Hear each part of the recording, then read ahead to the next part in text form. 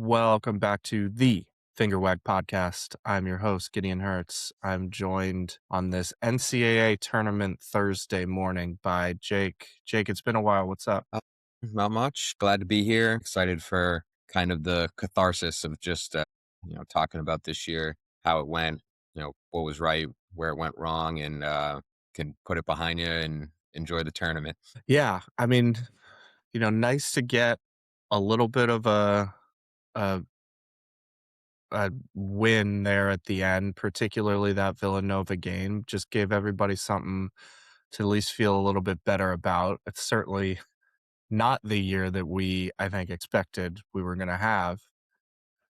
Making Friday night at the Garden is nothing to scoff at. Yeah, I agree there. I think as a fan, that's the most fun environment that you can be in.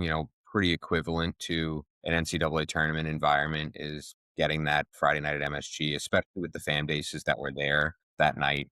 Yeah. St. John's, UConn, and then even Seton Hall's local. And I think, obviously we would have loved to have won the thing and snuck into the dance. But I think the Big East tournament was a good launching point for the offseason in which it did two things. One, you didn't go out like a dead fish. You drummed up Yeah. some excitement and some life. And for those guys in the locker room, they showed some vision of what they could be in the future. And then I think the real thing though was once you ran up against UConn, you still played hard and it was just pretty clear that you were at a pretty significant talent disadvantage. And I think that should ignite some sort of strategy in the offseason that, next year we just have to be more talented than we were this year.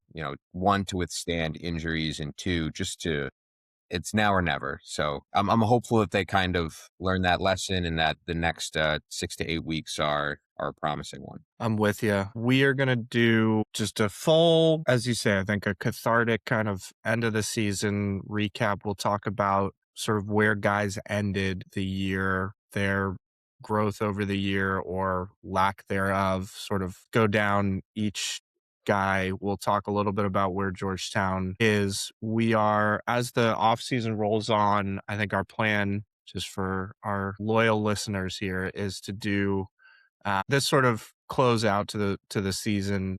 Then before the portal opens, we'll do some portal targets, thinking through what Georgetown needs to do, off-season priorities, all of that stuff, and then jump in and as guys get signed or transfers come in, we'll do some shows around that before doing previews. But today we just want to close out the year and think a little bit about where this team ended up. Also, it is the opening Thursday of the NCAA tournament, which is always a great day. Makes me think a little bit of that Office joke. I love the NCAA tournament. Love to be a part of one someday.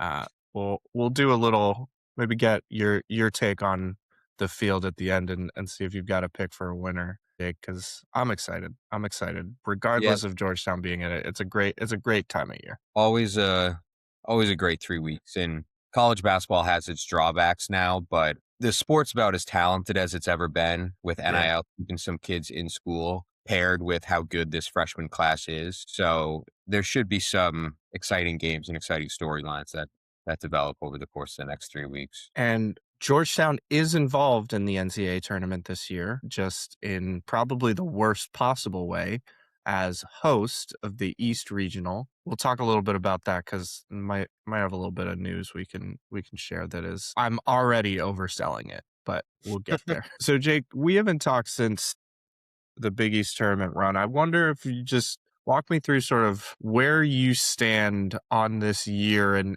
particularly what, if anything, changed in your mind as a result of that late run. Georgetown 11 seed in the Big East tournament, winning a tough one against DePaul. And then to me, what is probably at this point, looking back, the game of the year, and certainly their highest rated win via Ken Palm against Villanova, getting to the semifinals of the Big East tournament. What, if anything, from that changed your thinking of how the year went? Didn't necessarily change my thinking of how the year went because we had these conversations prior to the season, and I think we were both had our reservations about the talent level of the roster, but we were pretty optimistic that if they put it together, this could be a 20 to 22 bunch that was there on Friday night, but as a 4 or 5 seed in the conference and was square on the bubble to making the tournament, and they just weren't that, and I don't think you can really put any sort of icing on the cake at the end when you just fell short of expectations or things went haywire in the previous 30 games. What it did do was give you some conviction on guys you want to keep next year. I think I was, pretty critical of Kayvon halfway through the season, then expressed some guarded optimism about him after the 4-game winning streak in the middle of the season. And then my stance then and there was that, he's going to get this runway to play 25 minutes a game the rest of the way, and you're going to learn whether he can play in the Big East or not. And I think he proved yes. I think he's a Yeah. valuable member going forward. I've also been pretty pro Julius in the long term, although I did warn that he's going to have these stretches defensively and these stretches physically that he's probably not up for it. And, he probably was a year away this year, but he put a stretch together on during the last 5 games of the year that was really capped off by that Villanova game that shows the type of dominant offensive player he could be when his body gets totally where you want it to be, which to me just proved that, yes, that's another guy you have to keep. Yeah. Elsewhere on on the roster, just I think the whole roster was just a little too volatile. You weren't getting consistent performances from pretty much anyone outside of Vince when he was healthy. I think there was a glaring lack of length and athleticism and physicality and aggression and depth in the front court that gets exposed in the Big East when teams in the Big East want to play slower, want to play more physical. And if you're not like that up front, there's some nights where you don't have it, you don't bring it. But I do think they kind of got some good matchups in the run there. DePaul won 11 games in the Big East, but from February 1st on, they had about a 300th ranked offense in the country. You were Yeah. running into a team that you knew wasn't going to score with you, and if you got into that old fashioned rock fight, those are the type of games that team should have been in all year. Us, that is. And then Villanova, they kicked your butt once. They beat you pretty good at home a second time, even though it was close down the wire. You got them without Hodge, who I don't think is the most important player, but they're just not long. They're not big up front, and you really controlled the glass in that one. Fort was really good, and you took advantage of it. So I don't know if there's any sort of big picture takeaways from how they played at Big East, but I like the looks of Kayvon down the stretch. I think you still got a player in Julius. I haven't wavered from needing some semblance of retention coming into this offseason, but they just have to be more talented, like I said a couple minutes ago. Yep. I'm with you on all of that. I think, recency bias is probably a big piece of this, but the thing from the Villanova game for me is that gives you a little bit of a blueprint for maybe what you want to be moving forward with improved talent. But that was the team that I think and the type of game that maybe I think we expected to see a lot more this year, where they just were physically the more dominant team and just sort of they grinded Villanova down to, and then you get the 2 back-to-back threes from Kayvon late that just break it open, and you can see sort of Villanova's will kind of crack at that point. And it was just, the just relentless physicality and timely, well-executed offense and a great performance from Julius, who I'm excited to talk about here. I think that's the team Cooley wants, and I'm with you. If that's the team you build that has enough talent to sustain, nights when you just don't have it, I think you've got a little bit more of a blueprint moving forward. But yeah, there's enough guys in here that I think have shown, even when put into the right roles, they have some value that I think you're looking at. How do we unlock this current group with a couple of high value, really solid additions versus, maybe 3 weeks ago, you're thinking, well, this is just a complete burn it down, and we're at we're back at year one again. I'm with you. I think there's some guys on this roster that if you put them in the right spot, they can play at this level and play on a winning team. But by all I've talked about this on a couple of pods, but by all sort of metrics and evaluations, it's a bad year for Georgetown. It's a failure of a season. They end the year 79th in Ken Palm. I forget actually where they started, but it was right around Right there, on wasn't 80. it? Yeah. He was 81, GW was 80. Yeah, we were laughing and making fun of it when it There's came out, and GW ended 85, we ended 79. It was guy was spot on. yeah. Um, they end with a 72, a top 100 in both offense and defense off the latter half of that, 88 on offensive efficiency, 72nd in the country defensive efficiency. Any sort of big picture takeaways from where this team ended up? Anything that jumps out at you from the metrics or advanced stats? Yeah, a few things. If we're looking at the overall, Ken Palm was right around the 80, Torvik right around 80, Hoop Explorer was a little higher, around 87. But once they got Vince back on New Year's Day, for the rest of the season, they were 65th ranked, which still isn't good enough. They needed to be top 50. Top 50. But they had a top 50 defense the final 20 games of the season, 48 ranked defense, which we did say on a preseason pod, like, how does this team not end up a top 50 defense? And the one answer was Vince goes down. And Yep. that's exactly what happened to him. The unfortunate thing is you played 20 games with a top 50 defense and you went 7-13 Yep. over those 20 games. You have to be better than that. That has to be basically a foot in the door to going 10-10 at a baseline, um, which reared its head really in close games. Those final 20 games that they had the 110th ranked offense. The offense just wasn't that efficient, which has kind of been a staple of many Cooley teams over the Yeah. years. Where Cooley's teams have made their money offensively is doing three things. One, not turning the ball over. Two, offensive rebounding. And three, getting to the line. That's kind of how you win the math equation if you're not efficient shooting the ball. And this team was okay in all three of those respects, somewhere between 100 and 125 in the country in all three. But the the efficiency metrics of actually the shots they take and potentially made were just so low. Yeah. 285th in the country in 3-point percentage, 280th in the country in average 2-point distance, 257th in the country in field goal percentage, which Cooley's never had a top 125 team in the country in his career there. Hmm. I still, when they're in the market this offseason, I really do want them to kind of game the equation for Cooley, where they're really emphasizing guys that grab these offensive rebounds, that get to the line, because that's what's worked for him. But they really do need some more efficient creation in the backcourt, just so they're just more efficient in the half court offensively. Now, I think where this really reared its head is in close games, which I just noted. They played 13 games to 6 points or less, a de facto 2-possession game. In those games, they went 4-9. In the Big East, they went 2-8. Their 4 wins were the Clemson game at the beginning of the season, the St. Peter's overtime game, which never should have been close, and the 2 Providence games, which were basically fever dreams. Yeah. And I don't think you get a feather in the cap for beating Kim English in a close game, because everybody did.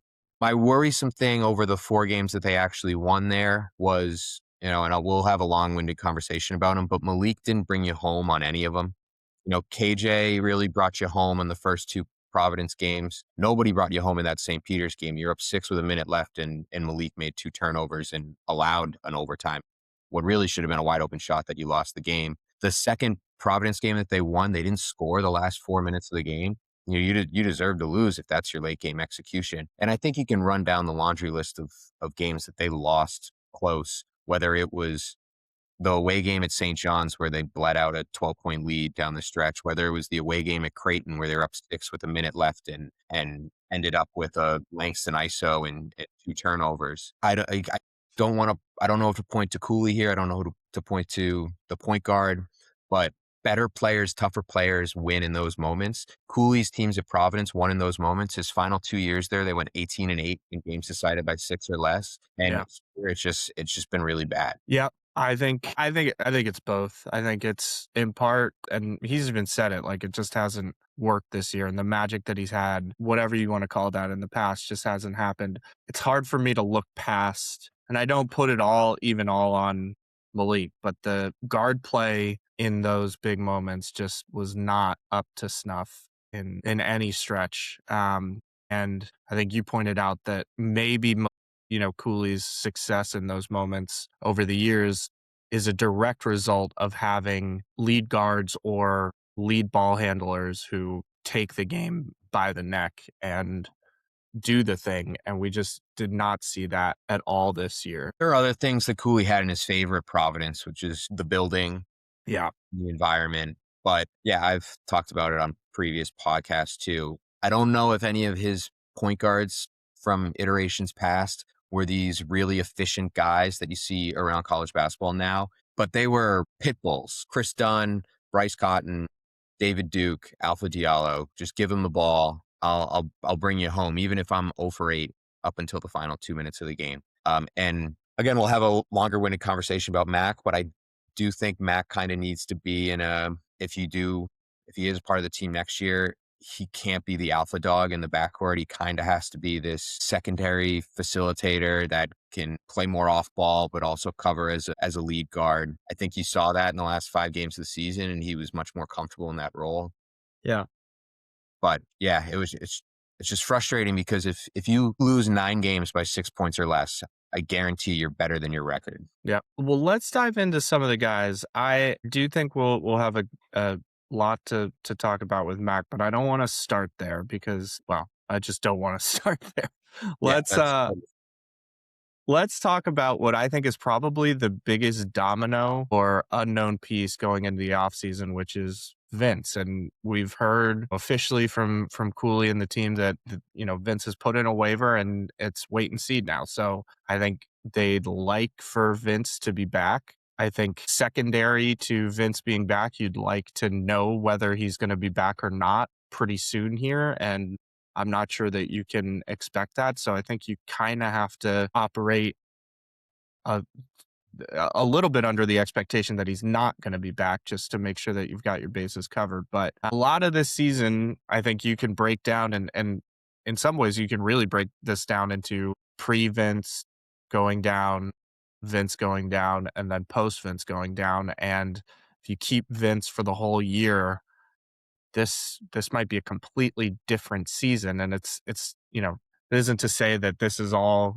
this was just one player away from working, but it really appeared that Vince was really critical to their success in a lot of ways. Talk to me about how you evaluate Vince's year and what sort of optimism you might have if he is able to return. Well, I will say they still went 11-13 in the games he played. Again, Yeah. not good enough, but I do think that a lot of that is just this team was so streaky that when things weren't going well, it spiraled, and when they started to win, then they started going on runs. And had he never gone down in the first place, that non-conference probably looks a lot better, and you maybe this group rides momentum into conference play, and it's just a different unit start to finish. But Vince has instantly became one of my favorite Georgetown players we've ever had, or at least in the 11 years since I enrolled. He was awesome. They really found something in him. They kind of harnessed and channeled all of his athletic, God-given abilities. They found a way to, use his activity, use his length, really to an advantage. And the credits to Vince, because when he played free, which he hasn't really gotten the chance to do, and he was just a huge, huge net positive. I have some stats in front of me here, but when he was on the court, this Georgetown team had a plus 19.9 net rating with a defensive rating below 98. That would be the equivalent of the first ranked team in the country and the 22nd ranked defense, which in reality, when you went into the season, that's what you needed to be a tournament team, to be a 9-10 seed. And in Vince's minutes on the floor, they kind of were. Where they failed the kid is how haywire it went when he went off the floor. In the minutes he sat, they were only a plus 3.2 net rating with a defensive rating 14 points higher at 111.5. Now, those equivalents are equivalent to the 134th ranked team in the country and the 208th ranked defense, which would be the worst team in the Big East. And I think that's kind of a fair representation of of what it felt like and what it looked like. But Vince wasn't just a floor setter on defense. He had career highs per 40 in points, rebounds, steals, career lows in fouls. He learned how to play 28 to 30 minutes with while being out there. Some heroic games where he picked up early fouls and still gave you big minutes. And he had a positive impact on the guys around them. The stats to look at the guards is it kind of makes no sense. And I've talked about it before, but Malik, his RAPM, which is now kind of a new one size fits all metric that sums up, contributions to a box score while also contributing or considering on off stuff. It goes from 0.3 to 5. His field goal percentage goes 7 points up. Caleb Mm. also is a 2.6 points RAPM jump. Shot 10% better from 3 with Vince out there. AJ was way better, 0.2 to 6.6. His field goal percentage was 11 points up with Vince out there. On had a 7-point jump on his M and a 7-point jump on his 3-point percentage. He allowed everybody else to just be themselves. And whether he's here next year or not, they need somebody playing center that does that, because for 3 years in the Cooley era, every moment that they didn't have Sorber, didn't have Vince out there, they were overmatched. So you have to find that some way or another. I really hope it's Vince though, because I do think if Vince gets another year of maturation and another year with this staff, comfortably an all Big East player, Yeah. with Zuby and Terrace leaving the conference, perhaps the best conference or best center in the conference. Yeah, you could see, and the on off stuff is just it's hard to look past, and there's probably a lot going on there from the tangible, which is Vince helps those guys defensively. He also helps them slide into roles offensively. There also just was so clearly this sort of intangible aspect of Vince that guys just were more comfortable when he was out there. And I think some of that has to do with he definitely brought a little bit of leadership that, I think he can still grow there, but this team was sorely lacking that. And when he was out, it definitely reared its head. He brought some aggression and energy and a little bit of their identity that I think just locked guys in. But you also see that, for the first time in his career, I think really he got the opportunity to play in a pretty consistent role, both offensively and defensively, play through some mistakes in a way that he, maybe didn't in the past. And you see, I think if he's back with the ability to sort of hone some of his, particularly just kind of around the basket offense, I think he's still a guy despite his age and role. He hasn't got injuries and medical issues. He hasn't gotten a chance to play as much as I think he would have expected coming into school, and he's still got a ton of room for growth. And you can see just how there were flashes of him showing the upside and the type of player he could be with a little bit of a refined touch around the rim. He took some of the strangest threes this year, but had a knack for making some big ones, including in that DePaul game where they really needed it. And you just sort of see the upside with him to the point that you have to think if he gets another year to sort of settle in and maybe take the reins of this program a little bit more, there's a lot to like there. 100%. I think you pointed it out. He was this group's emotional leader when he was out there. He really celebrated when they won, which I liked. That was a kid that had fire and cared. And you heard him talk after the Paul game that he felt like the Big East slighted him on. He said awards I should have won, which Yeah. I'm guessing he fashions himself on Most Improved, but Yeah. probably also Defensive Player of the Year Yeah. and or All Big East. And I don't know if you can take Defensive Player of the Year from Zuby, but I love that is and was Vince's mentality. By all measures of the law, he won't get a fifth year. The NCAA will consider his freshman year as a year played, but perhaps they show some leniency with the heart stuff. I mean, the kid's story is a crazy one. And like you said, he hasn't played a lot of college basketball. He's never had a season where he's played more than 1,000 possessions. If he gets that chance this year or next year, like it could be a real monster. Let's talk about the other, I think, probably biggest piece that is still up in the air, though. There's no, we don't really have any indication that KJ is leaving, though we have also no indication that he's staying. Ends the year with that bad ankle injury, scooting around now after surgery. This is another offseason that he goes into rehabbing from an injury. I think my guess is that he comes to Georgetown last year looking for kind of the Micah Peavy path, which is he excels 1 year, boosts himself into the draft and into the league as a primary scorer, creator, and the guy on a team that, is right in the mix. That's not what happened, obviously, but a lot of really positive things. I think I would be beyond surprised if he leaves to go to the NBA. I think I can't imagine that he's in conversations to get drafted, particularly with the injury, or even, in those kind of undrafted opportunities. It seems like he's got another year to sort of prove it at the college level. And it's a question of whether he wants to do that at Georgetown or wants to go somewhere else. Again, no indication either way, really. So I think you can assume he's back for the most part. But what did you see from him this year, and how important do you think it is that he's back next year? Definitely a good player. Third team All Big East. I think he deserved it. Different than Micah. Micah came in, and where Micah took a major jump was he just transformed the jump shot. Yeah. Micah was always, like KJ, was always a pretty good player on his own that just wasn't operating in a number one, number two scoring role. But Micah did it with tremendous efficiency and propelled himself to the NBA. Now, KJ had the broken hand, broken wrist over the offseason. Doesn't really get those reps to transform the jump shot.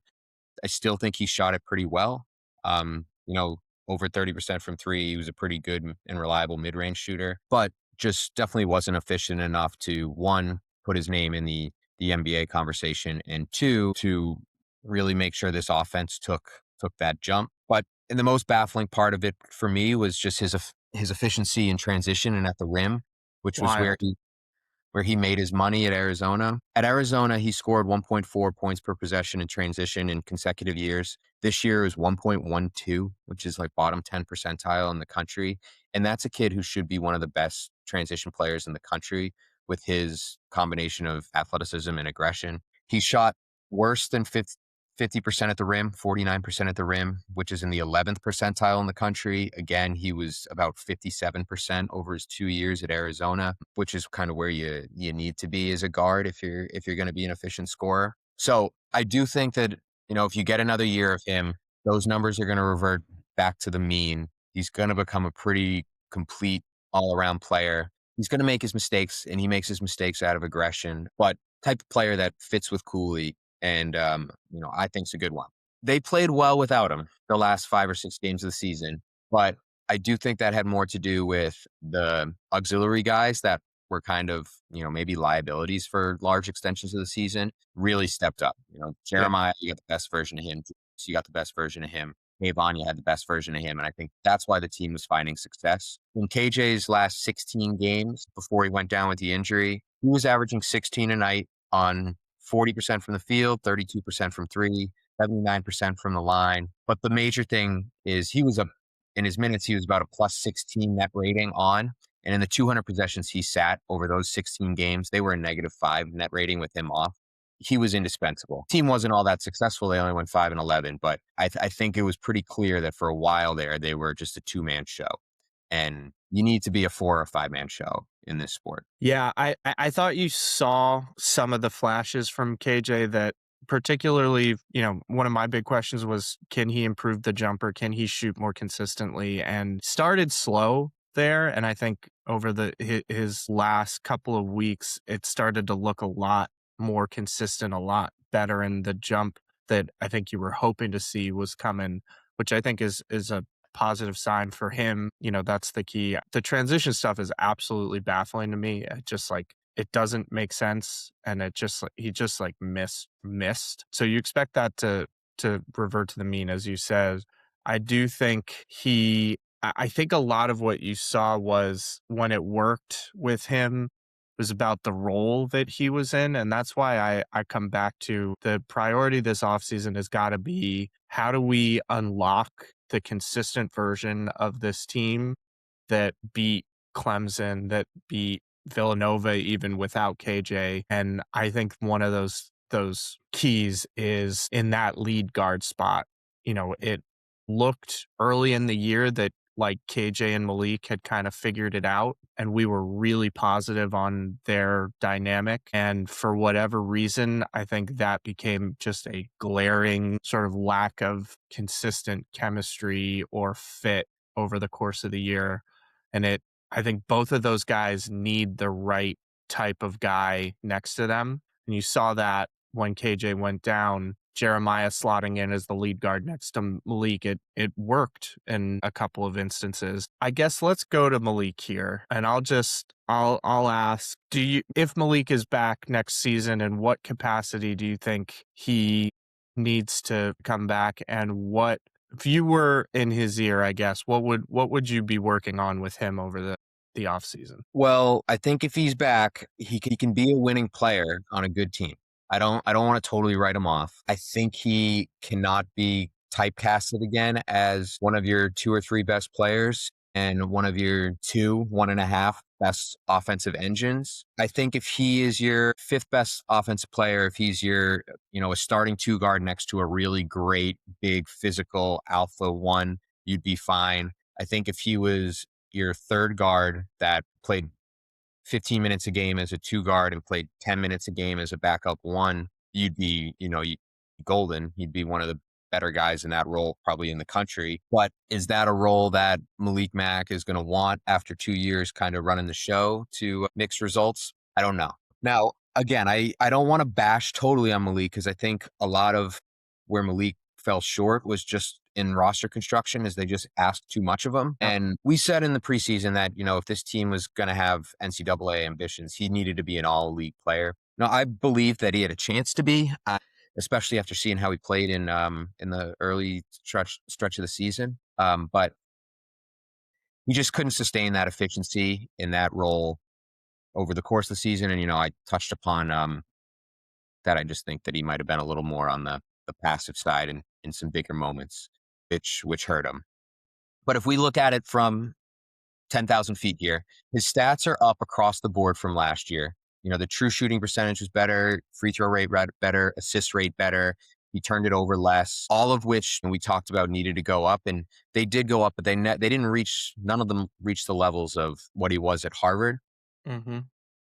And I do have a concern about whether that efficiency ever gets corrected, because two things here. One, when he was in the Ivy League, he was inefficient in conference play there. He shot 37% from the field and 25% from three in conference play, given he was coming off of mono, but that probably should have been a red flag. But now we have 3 years of data that he's never shot better than 40% from the field in conference play, and he's never shot better than 30% from 3-point range in conference play. He just might not be an efficient scorer ever. And that, given his, some of his deficiencies is maybe running an offense or deficiencies on the defensive end, just limitations, length and athleticism wise, he really needs to find that efficiency there to really be kind of worth the squeeze. I worry about the shot selection too. I broke it down a little bit, but he took 172 above the break threes, which were 43% of all his shots.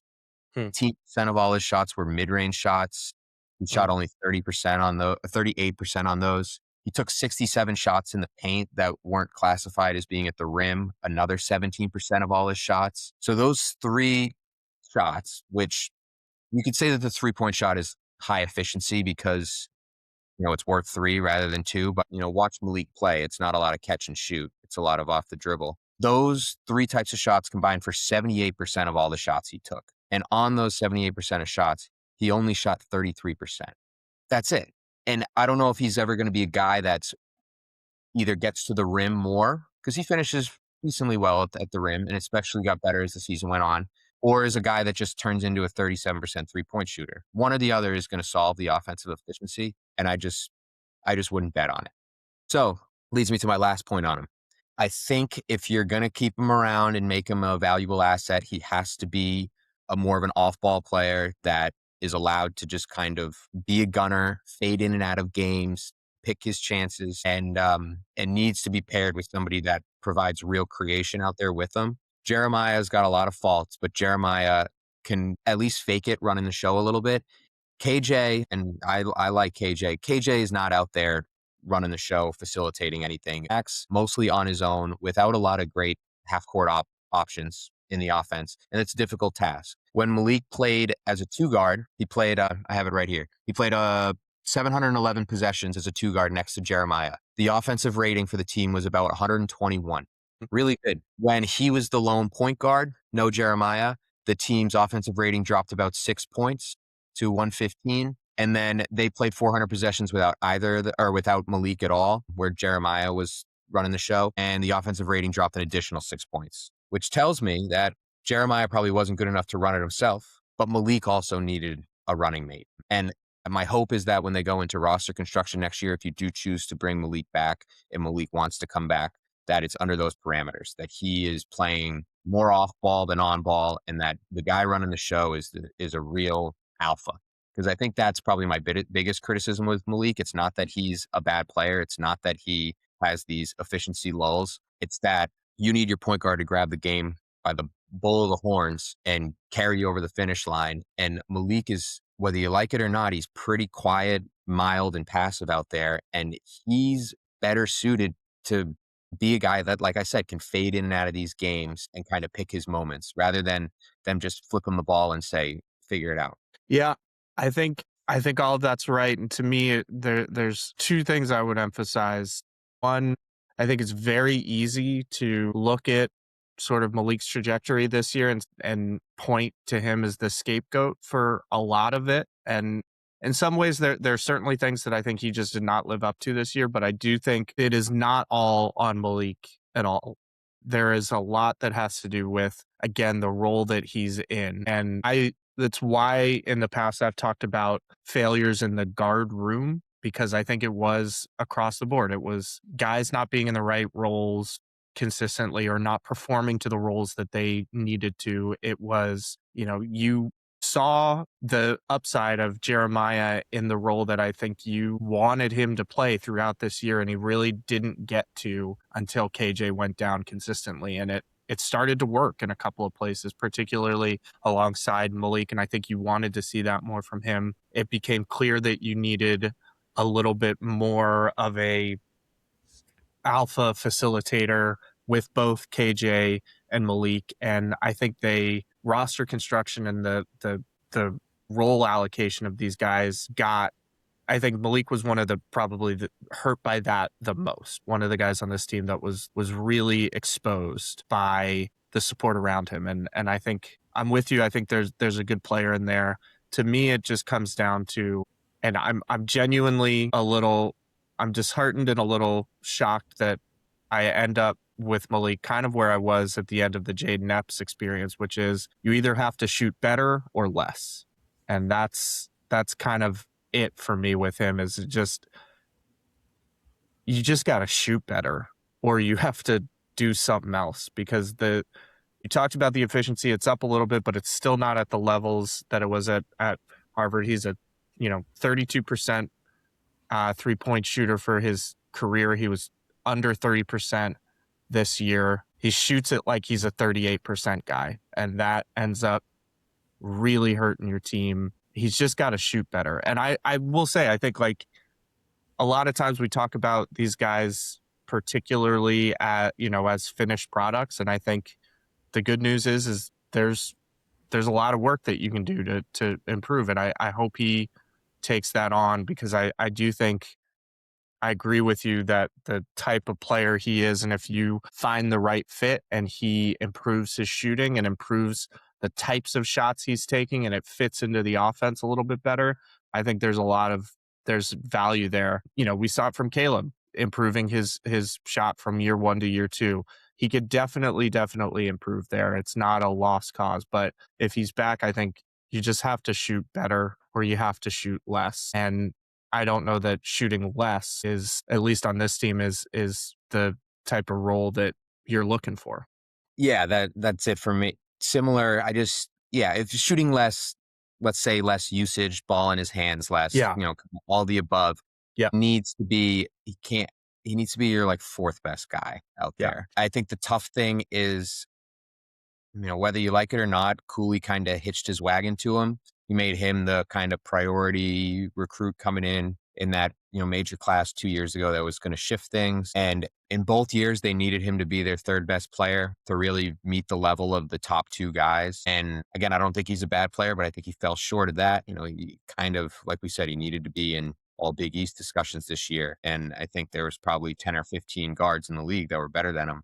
That being said, just because now I've kind of pivoted off of the season and I'm much more looking at everything through the prism of how do you move forward. I'd be choosing KJ over Malik if it was one or the other. But Yeah. in the world in which KJ doesn't leave it up to you and wants to leave and go play for a winner again, I think Malik could be brought back in almost, more as a two guard where Mhm. you put your priority in the portal as a bigger facilitating pass first, potentially point guard. And I think that can work like it did in the last 5 or 6 games. That being said, no matter how they put together the guard room next year, they need four guys that could play. Kayvon's probably in that mix. Who knows about Malik? Who knows about KJ? But if those are the three that you're bringing back, the fourth guy probably has to be better than all three of them to really elevate the room. So that's kind of my piece. I just think if it's going to be in the same role, Malik, as he has been last year and in this year, I just think it's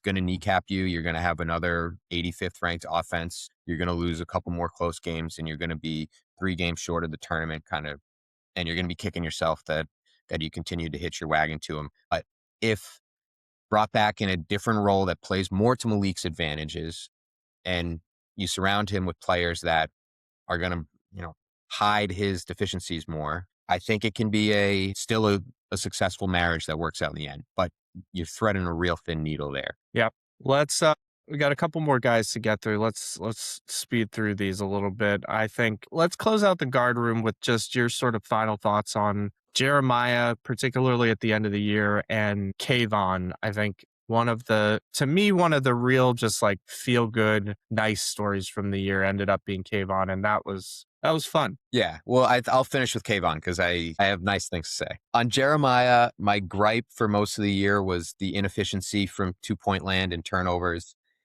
He was better than that his entire career. It was kind of mind blowing to me that this guy that was at least like 50% from two was just a detonation bomb anytime he got the ball near the hoop. And he started his whole career. I think he had a hard time being a bench player that found the flow of the game in short bursts. And I think Yeah. once Kate went down and he was given this leash of like, hey, you're playing 32 minutes, the ball's in your hands, he was able to be himself and he found some success in that. Now, I don't think that would have been sustainable over 30 games to Jeremiah. It's just too tumultuous of an experience, but he did give you a recipe at the end there for what works next to Mac, for sure. In those last 6 games, he averaged 13 points, almost 6 assists.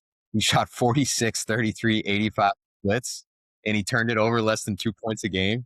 Like, that's an all conference player. Yeah, he was great. Um, and in those 6 games with the two of them on the court, they had a 122 adjusted offensive rating, which again would be put you in the upper echelon of the conference. So I don't know. Do I think Jeremiah Williams was good enough to really be your third guard? And the answer to that is no. I think it was a pretty big miss there. And I know some of the guys that they targeted in the offseason, especially Duke Miles, would have really elevated things there. But if you squint, he did kind of give you an example of how it could work if you really get that guy right in the portal and somebody gives you that type of production over 30 games. Now on Kayvon, I think he played 2 seasons, and the first season was one of the worst seasons anybody's ever played. And I wrote about it around Christmas that it was like not only was it bad, but Yeah. he was shooting like as much as Stefan Vax and solo ball shot, that it was like an irrational confidence Hall of Fame stretch of what are we doing here? And at that time, I wrote that for Kayvon to be valuable, he kind of needed to be, his defense leads to his offense type of guy, a guy that reeled it in, maybe shot half the amount of time, and hopefully the 3 point variance comes back to help him. And that's exactly what it did. The last 16 games of the season, he was awesome. Which was the Villanova game was one that we got blown out where he came in the second half and life. That seemed to be his turning point. His net rating was plus 16.2, which is that of a top 50 team in the country. They were better defensively with him out there by quite a bit, about 7 points per 100. The team shot better from three with him out there, which was a staple to him because he was really the only viable catch and shoot spacer on the team outside of Caleb and stretches. But over those 16 games, 25 minutes per, 9 points per game, almost 4 rebounds, which another thing I think, and I can talk about that when we talk about roster construction. I think his ability to basically guard and rebound with threes gives you some flexibility in how you construct the front court. For sure. Um, but he shot near 50% from the field, 44% from three. Glowing remarks. I think he belonged on the court in that Villanova game, was one of the better players out there. Even in a DePaul game where he didn't shoot well, he only made one shot. Real valuable player out there, stuck like glue to CJ Gunn. Gets his hands on so many balls. I don't know if you're building the roster that you're going to typecast him in the same role that he was given in the last 15 games. And, if he has to take a kind of a step back and he becomes a 15 minutes a game guy, does he still play with that kind of harnessed abandon? But I'm really excited to see how he develops because I think the version of him at the end with one more year, maybe even 2 more years into his senior year can be, can eventually be a player that you comfortably say that guy can start on an NCAA tournament team, which is crazy to say because I thought he was for sure going like to BU next year at the halfway mark. Yeah. Yeah. I agree with all of that. The Jeremiah stuff I think is absolutely right. It just shows you gave you a blueprint for what it could look like, which I think you needed to see. I needed to see it work. And I'm optimistic that the coaching staff can look and say, all right, that's what we need. And the Kayvon stuff to me is just about I think a lesson learned for all of us that as the year unfolds, growth can happen. And to me, that is the key for Kayvon. And we talked about where he was, particularly after that Dayton game with the turnover that maybe defines your season, how frustrating that was and why was he on the court and all of this stuff and all of that rightfully so to question everything. But the word that keeps coming back to me that Cooley mentioned about him as well is resiliency. He mentioned the injury that he had in the preseason that kept him out of Global Jam. The doctors told him he's like one of 300 guys to have that same injury and not tear their ACL. And he got himself back into playing shape. And I mean, just the trajectory of his year, I think, is just a lot of fun. It's really cool to see. We should all, I think, be Kayvon supporters because of he just shows you that, there's things that can happen, growth can happen over the course of the year. And I'm excited to see after an off season of thinking about what is his role, where does he fit. I really like the idea of him being more of a 2-3 rather than a 1-2. I'm excited to see. Hopefully he's back. I fingers crossed that he's back because I'm excited to see what he comes in as. And I think he's one of the guys on this team that can turn into a leader, a la I get Jabril Trawick vibes from him a little bit, just in terms of his kind of, I would say, Gen Z Jabril Trawick, not true Brill, but that's kind of the vibe I get from him on this team. And I think this team desperately needs guys like Kayvon, and the fact that he turned into not just a emotional anchor, but a very solid player was awesome. Yeah. I'm from Massachusetts, and his reputation when he was in high school here was that of like a Jabril, that he Yeah. was just kind of like an emotional leader and a kid that you never had to question how hard he was going to play. And I think that reared its head at the end, that you just know he's not going to get physically punked, that he's going to go out there and play his butt off, even if he is running around like a chicken with his head cut off.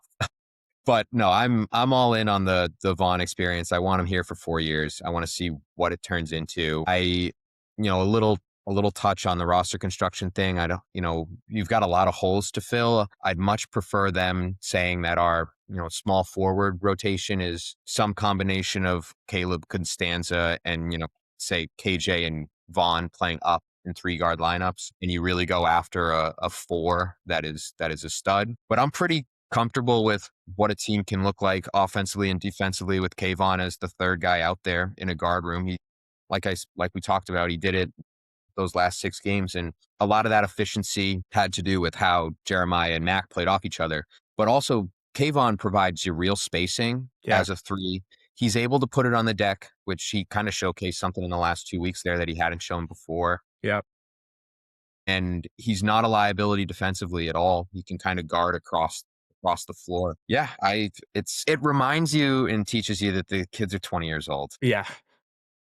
that they could be going through things in life and they could be a different player 2 weeks from 1 week to another. And I'm really happy for Kayvon. Yeah, me too. And one of the guys who was one of the only guys on the roster who was willing to take catch and shoot threes consistently, which I think is a big piece that they need. I mean, Caleb did it as well, but in that guard room, there was a lot of off the dribble stuff, and Kayvon was willing to do it. And I think at times probably did it, as we talked about, a little too much, but it was all in service of something. And But I do think he learned, once yeah, he saw success, yep, once he saw it actually go through the hoop, and I think he started to learn which shots he could take and which shots were a lost cause. And I think the more he plays, that the more he'll kind of sift through that decision making process. And if you got if you get a version of Kayvon that's a good decision maker, it's going to be a really good player. The big scare on him is that he might just lose his mind and just start taking some ridiculous shots. But I think I've expressed my opinions plenty on this podcast, that if you play hard and play with physicality, I'm going to be a fan of you. And he does that. yeah. I think that Villanova game at the end is one that if I'm Kayvon, I'm just looking at that all Yeah, offseason saying that's the blueprint for me. it is. Yeah. And I love that he made the last two. And I had a friend text me that was like, I know everyone's going to question the shot selection on the last one, the second one. But he was like, there was 100% chance it was going in Yeah. after he made the first one. Yeah. And I tend to agree Yeah. that when Kayvon has it going, he rides it. Got to see the Three Eagles back next year. Three Eagles are coming back. I want to end with Julius. So let's do the front court guys, the Okay. combination of Caleb, Isaiah, Ort. And I think the question really is where do these guys play going forward? Who's back and at what positions and roles? It's probably not all three, though I think just because you're bringing in 2 additional forwards, but it might be. I'd be surprised if it's all three. If it's all three in the same roles that they're in Can't be right the now, same and roles. and It can't be. Constanza's the one guy you bring in, I'm gonna say that they're gonna have the same exact problems next year that they had this year. All right. I don't want to be sitting here digging my heels in saying this kid should stay and this kid should go. So Yeah, we I, don't need to do that. on each one, I'll make a case for what they did good. Where I think the shortcomings are, where I'd typecast them if I were to keep them, and we'll leave it at that. On Caleb was frustrating this year, but I'm probably a little more fond of him than most, just because I was said it on this podcast. I really don't think he was cast how he should have been at all, Agreed. which I don't think they intended to cast him like that. We know Yeah. in the offseason they were going after Bryce Hopkins. We know they were going after Duncan Powell. We know they wanted a power forward and they didn't get one.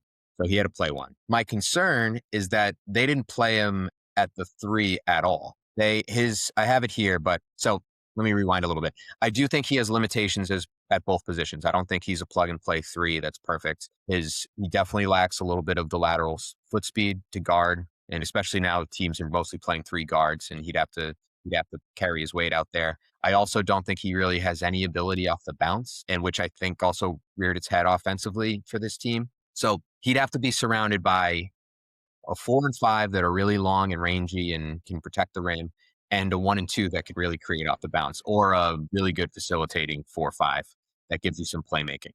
He has to be just typecasted as a spacer that can clean up a little bit on the glass. Very simplified game. But I think when he is in that role, he's good at. I Yeah. think those are the two things on the floor that he does above average. Now, if we look at his role as a power forward, I think the weaknesses reared its head this year. He doesn't have a lot of size. He doesn't have a lot of athleticism. I just said he's a good rebounder, but he's not a great rebounder at that position. He'd be a really good rebounding 3, less good rebounding 4. The offensive rebound stuff is like 6%, 7%, which is, again, really good as a 3, not so great as a 4. Come back to is he only played 12 possessions all year as a small forward, and that is next to Fort as a 4 with one of the bigs. Last year, as a freshman, which we saw really good Caleb minutes as a freshman, we Yeah. very much liked him in a simplified role. He played 436 possessions as a 3, either next to some two-man combination of Burks, Fielder, and Sorber. It was 44% of all possessions that he played. And in those minutes, the team had a plus 12.1 net rating, which is solid, but an 88.5 defensive rating, which is great.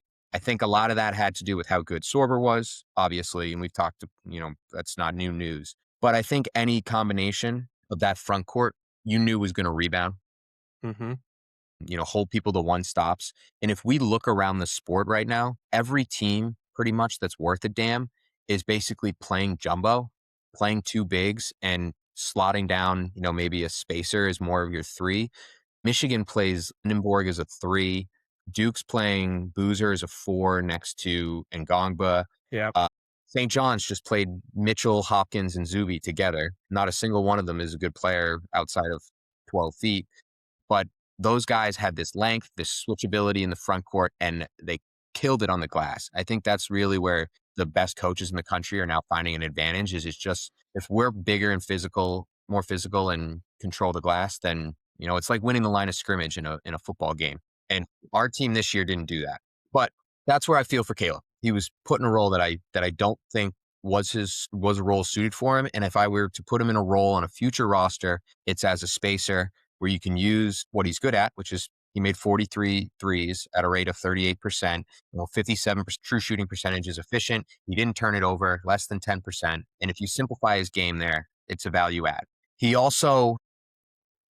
couldn't play next to Julius. This is the last thing I'll say here, but they just didn't have the length and athleticism up front with those two guys as your 4 and 5. That group together had a plus 3.1 net rating, 110 defensive rating. The team was a minus 22 on the season with those two guys together. When he played with Vince, and especially when he played with Vince, Mac, and KJ, it was a lot better. Yep.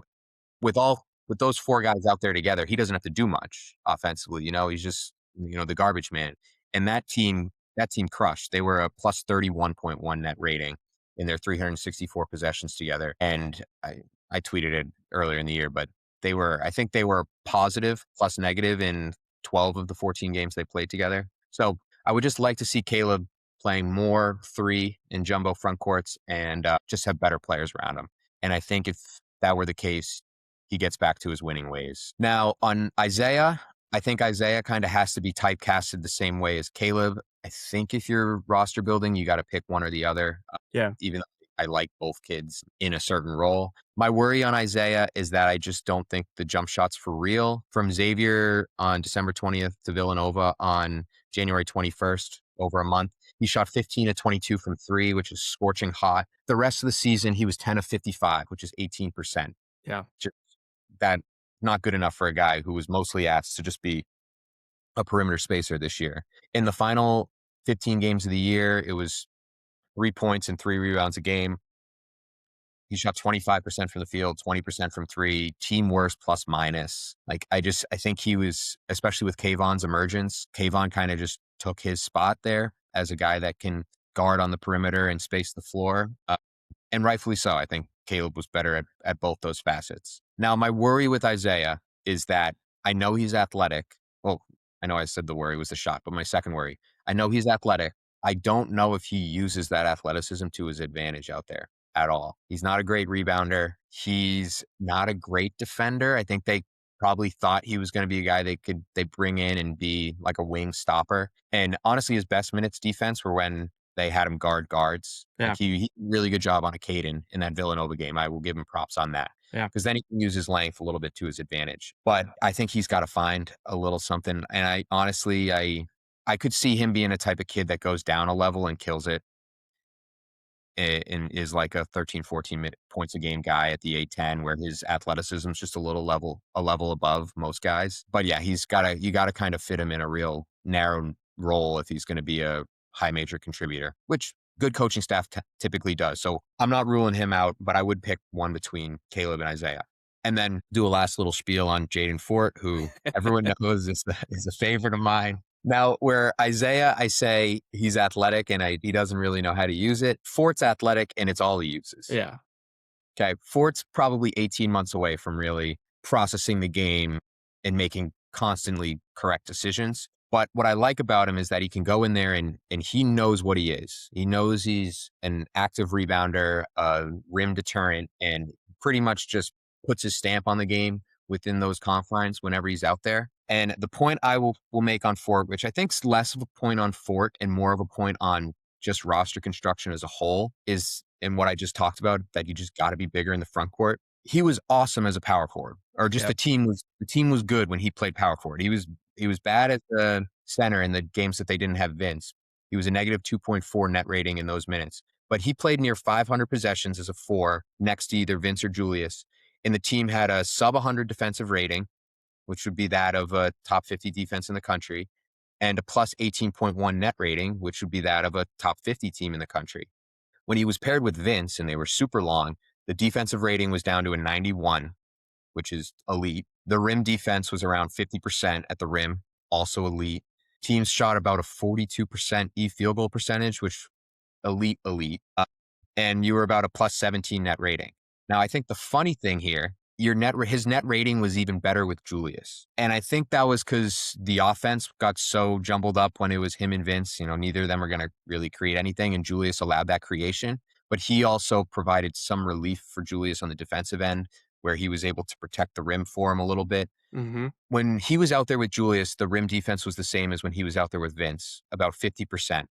When he came off the floor and Julius was out there without him, above 60%, which was like Supreme Cook, Drew Fielder levels. And I think and I want to bring back Julius, I think if you're going to play Julius in a major role, the four that's next to him, maybe it's not Jaden Fort, maybe Jaden Fort's your backup, but it's got to kind of look physically and play physically like Jaden Fort. So that's my takeaway about Fort. I think that he's still got a long ways to go. Really, like Kayvon, I really want to be the one that reaps the fruits of his development, because Yep. I think there's a real player there. But the guy that starts ahead of him, that is your power forward next year, has to provide some of the things that he did well so that you can have the type of defense and physical group that you want, that a Cooley team desperately needs. I'm with you on all of that. And to me, it's just, again, about roles for each of these guys. And the one thing I will say about particularly Caleb and Isaiah is I think they bring something that is incredibly valuable, and they will try and fit the role that they are given and do a pretty good job of it. Now, the shortcomings and the limitations of that, I think, reared its head at certain points. But I think Caleb was the player he was this year because that's the player he was asked to be. And I think if you bring him back in the right role, he'll be the player that he's asked to be. I think same for Isaiah, and you saw pieces of it, and it's just got to fit the right way. Let's end here with what I think is, you saw it in that Villanova game, Julius as a potential offensive juggernaut in college basketball and certainly in this league. Where are you on Julius going into the offseason and how he might come back next year? Well, I've always been on the side that you got to keep him, because Got it.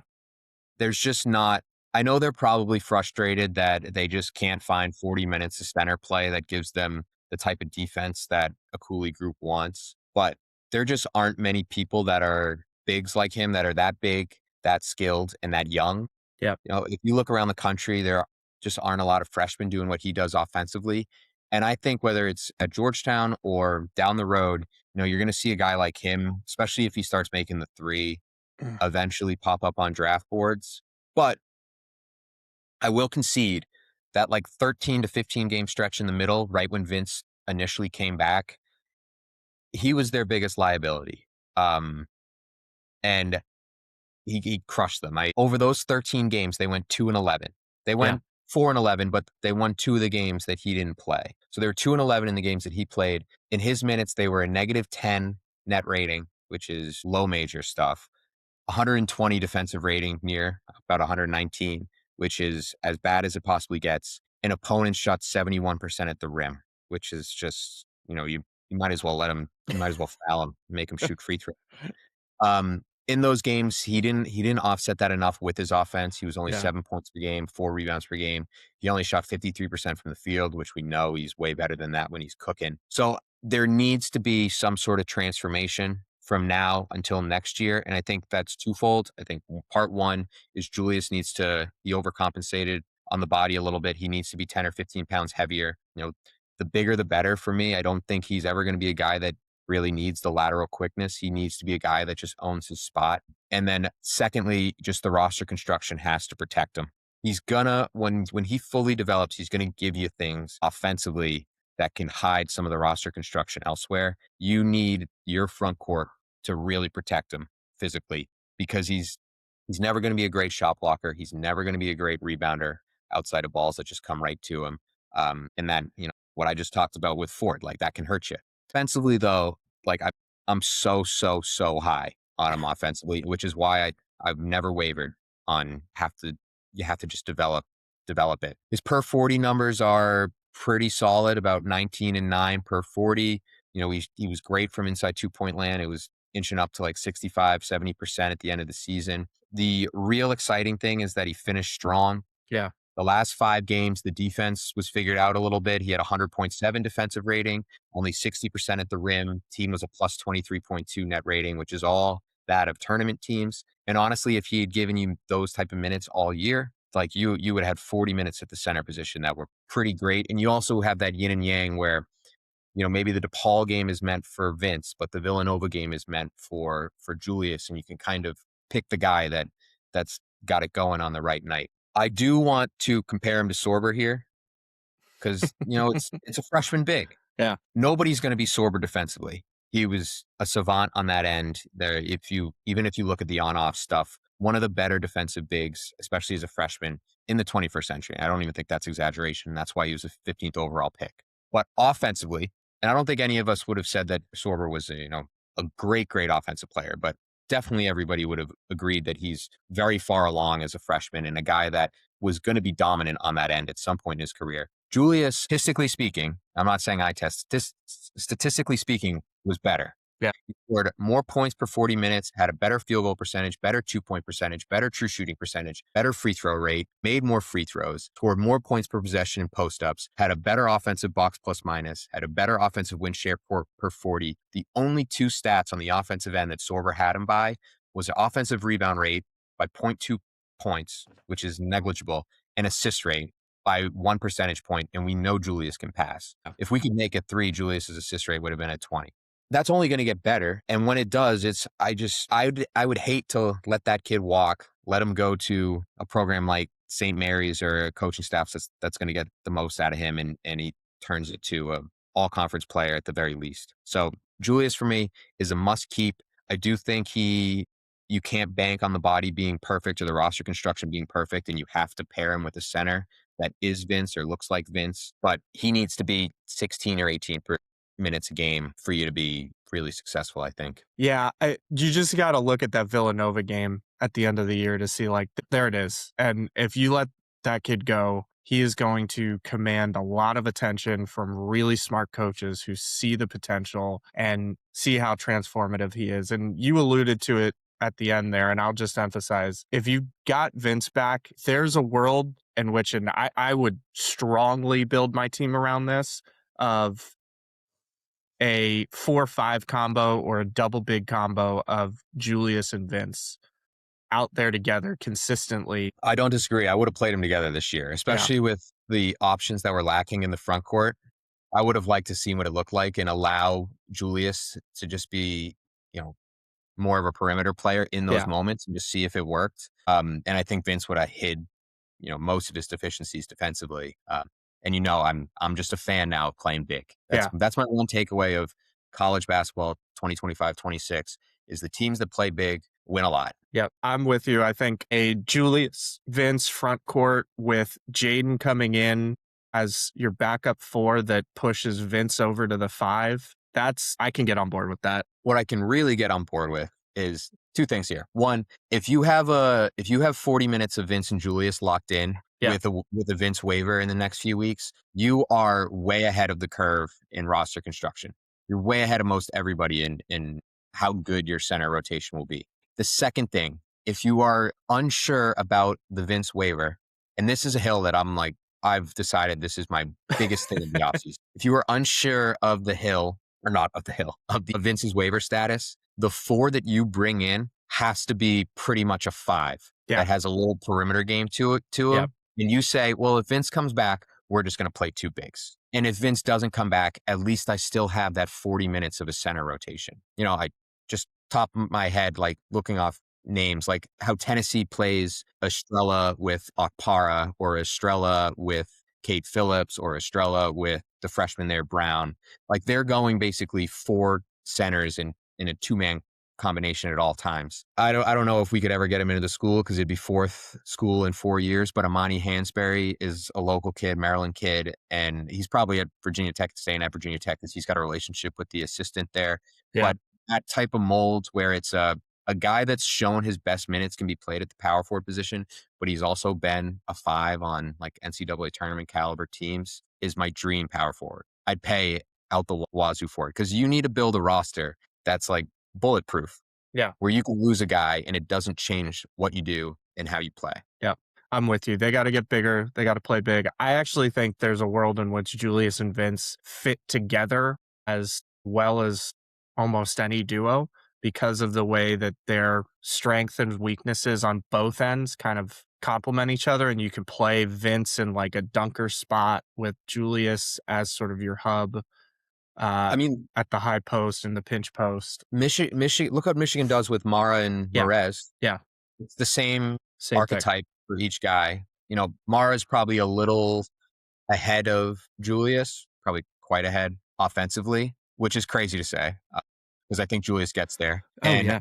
Merez probably has a little more athletic flexibility than Vince, but they let Merez shoot a bunch of threes, Yeah. and And Vince is probably a better shooter. Vince is a definitely better shooter. Yeah, I just know that a lot of people that are smarter than me in college basketball decided this is the way to build rosters, and that's who I'd be emulating. All right, we got to get out of here. We'll have more on the uh, roster construction as the pieces start to fall in the portal. I'd be remiss though, Jake, if I didn't get your thoughts. Who you got winning the tournament this year? We start today. We're T minus like 3 or 4 hours. It's just a great, great day. Who you got? I think it's hard to bet against the field if the alternatives are Arizona, Duke, or Michigan. That being said, if there was one team that's not those three that gets it, I think it's Iowa State. Interesting. I've been staring at that team too. Big in the front court, great point guard play. If you listen to me talk for extended Yeah. amounts of time, it's all I care about right now. I'll say Duke or Iowa State. No, I'll hedge my bets. Those are the two that I think that I'd put my money on. Yeah. Uh, I like Iowa State a lot. I like Arizona a lot. I like, despite how frustrating they are and some glaring deficiencies, I really like Illinois, that other bullshit school down They're there. big. They're They're huge. big. They play when they play it there, and I got a buddy who's a very, very big Illinois fan, so I watch a lot of them. It can beat anybody, and I'm all aboard the Wagler train. But Iowa State is fun in that quadrant. You got any big upsets that you're looking at? I mean, it's a crapshoot. There's going to be way less upsets with every year because the sport's just it funnels up now. The discrepancy between the mid majors and the high majors is wider than ever. And that being said, I think I like VCU. I don't know how good Martelli is, but I don't like UNC all that much without Caleb Wilson. That would be probably my Cinderella sleeper pick but again, it's all a crapshoot. But Hofstra. now that you said Hofstra, I like Hofstra too. Watch Cruz Davis play. He's awesome. Yeah, Another he's great. Patino guard. They have two. They have a freshman guard there that's really good too. More of a gunner shooter, but Davis he's a beast. He can make the jump to high major like nothing. He's got the athleticism. Your Illinois point reminded me. You just run down the list of all these teams. It's good point guard play, and it's big as hell front court. Yep. Illinois is the Avicic brothers with Merkovich, with great point guard play with Boswell and Wagler. I really like Michigan State. Think they pick off UConn if it comes to those two. Yep, I agree. Michigan State's same thing, just really big, physical, offensive rebound, heavy on the offensive end with a great point guard. I know people don't like Fears, but he's probably my favorite player in the country. Not way before the kicking. I just like that kid shows up and all he cares about is winning. Yeah, that's what I urge everybody. Look around the country. You're probably going to watch a lot of teams play that you haven't watched all year. And look how much of a premium there is on one, alpha dog point guard play, and two, just length, physicality, activity in the front court. Yeah. It's what these teams have. And I teased this at the beginning, but Georgetown is hosting the East Regional. The Finger Wag will be there to cover it, and see some Exciting. teams like UConn, maybe UCLA, Michigan State, Duke. It We'll could be be there. great. It's the heavyweight bracket for Yeah, sure. yeah. St. John's, right? Yep, St. John's in there, though I don't think they make it. They got a brutal draw. Yeah, they really did. I think you're gonna see the Big East show why it was one of the worst power conferences, if not the worst power conference this year. Yeah, I would agree that I think it was the worst. I do think that St. John's is pretty equipped for March, more equipped this time around than last year. Yeah, I They agree. just got a shit draw. Like, I looked at it last year and I was like, Arkansas is a shit draw for them because they matched the physicality and athleticism in the front court. Same thing this year. Even Kansas has Tiller and Badunga. They're going to match it up front. If they get through that, you got the big bad wolf in Duke, Yeah, which I just don't know if they have the guard play to beat Duke. they do not. But who knows? Patino. All right, Jake. Well, we'll be here to talk roster portal that opens in a couple weeks here, and Yeah, hopefully, the portal will be half full even before it opens. It's all a sham. But I imagine you start hearing about Georgetown players if they are going to depart. I would imagine it starts next week. yep, agreed. That would make the most sense. And we probably won't address absences as they happen. Yeah, Just kind of more in full roster construction discussions. When Gideon made the point earlier, when commitments do start coming in, uh, we'll jump on we'll for be your those. source. Yeah. Your source. All right. Enjoy the tournament. Hopefully, the last one that does not feature a Georgetown team. We need it. Yep. And last thing, I actually have a Hoya bachelor party this weekend, so I get the great pleasure of watching Clemson play an NCAA tournament game this year Oh, wow. in Tampa, Florida. I'm gonna be telling everybody, we beat them, we beat them. We did beat them. All right, Jake. Have a good one. Hoya Saxa. You too, Gideon. Hoya Saxa.